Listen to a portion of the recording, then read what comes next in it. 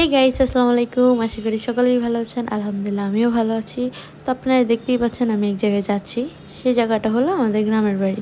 সবসময় আমি ব্লগে ভিউ, গ্রামের বাড়ি ভিউ দেন ফ্যামিলি মেম্বার এদের সাথে পরিচয় করে, কিন্তু আজকে যাচ্ছি বিয়ে খেতে।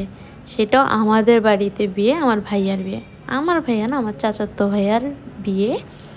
তো আপনারা আমার সাথেই থাকুন, ব্লগটা শেষ পর্যন্ত দেখতে থাকুন।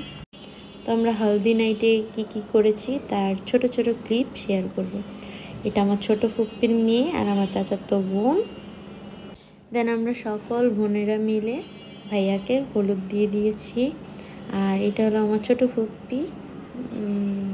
দেন ওয়েডিং ডে চলে আসছে। তো আমরা বের হয়ে গেছি।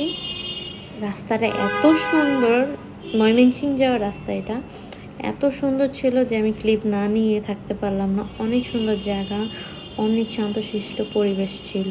দেন আমরা বিয়ে বাড়িতে চলে আসছি। এই যে রাফানের সাথে ছবি তুললাম। দেন আমার খালামণির সাথে একই রকম চুড়ি ম্যাচিং করে পরেছি। এটা আমার একটা চাচ্চু, ছোট চাচ্চু, সে আমাকে অনেক আদর করে। অ্যান্ড এটা হলো জামাই মশাই। এই যে জামাই মশাই খাবার চলে আসছে, সে এখন খাবে।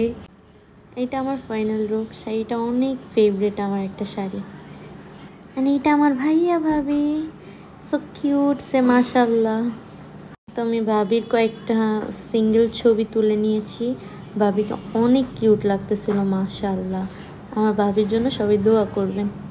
দেন ওয়েডিং নাইটে আমরা কি করেছি, ভাইয়ার রুম একটু ডেকোরেশন করলাম, ওইটার পিক আপনাদের সাথে শেয়ার করছি। আর কারা কারা মিলে করছি তাদের পিকটাও শেয়ার করলাম।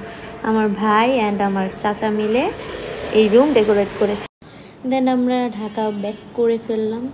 তো বৌভাতের দিন ছবি তুলতে পারিনি আর শেয়ারও করতে পারছি না। আর সবাই আমার ব্লগটা শেয়ার করবেন, লাইক সাবস্ক্রাইব